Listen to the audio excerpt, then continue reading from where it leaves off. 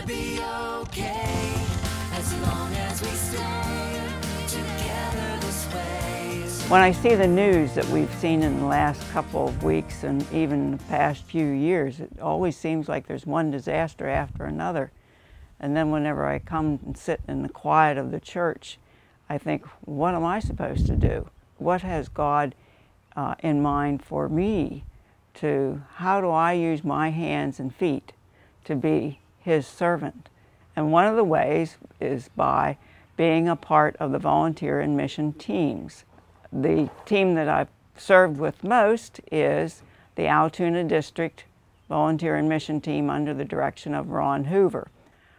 Once I retired in 2007, it's like, okay, Lord, what are you going to have me do now?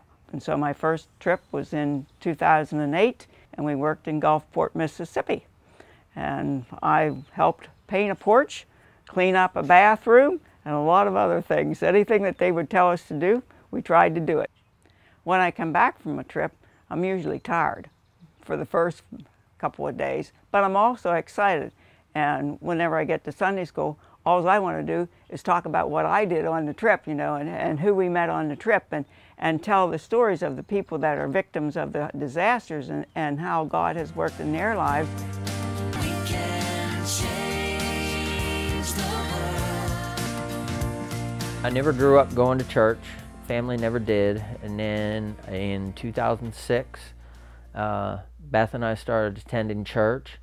And one day the DS came in, Dave Norris at the time, and he was talking about going down to help Katrina victims. After the service, I went up and talked to him, and I was like, well, how do I get involved in that? He gave me Ron Hoover's number, who leads the Altoona District VIM team. I talked to him, never went to a meeting. He's like, well, we'll come by and pick you up. So he came by, got in a van with 6 other Christians and headed down to Mississippi on my first mission trip.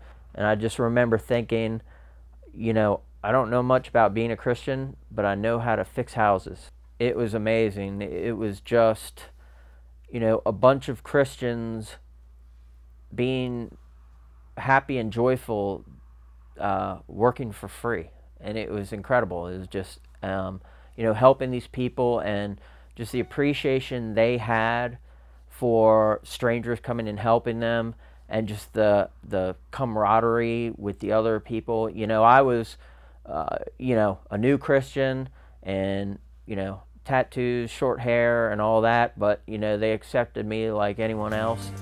We can change the world. I can remember back to when I was in high school, and I went to Bethlehem in Palestine.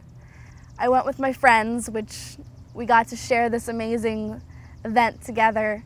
We went and saw the playground that we raised money for with our churches.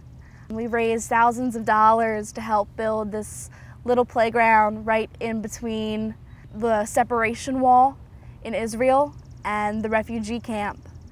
This was the first time we were going to get to see how our money went to helping these kids. That really made an impression on me, that even though these kids were in this horrible situation that was beyond their control, they still found happiness in their childhood with something that I got to be a part of.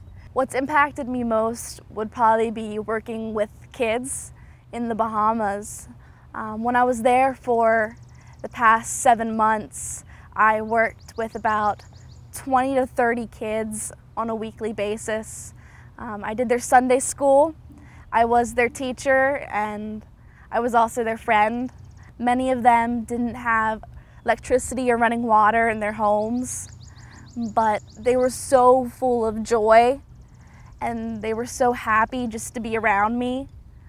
And that's really changed me, seeing how you can come from so little and yet give so much to other people, and have so much happiness in your life, even though there's circumstances around you that you can't control.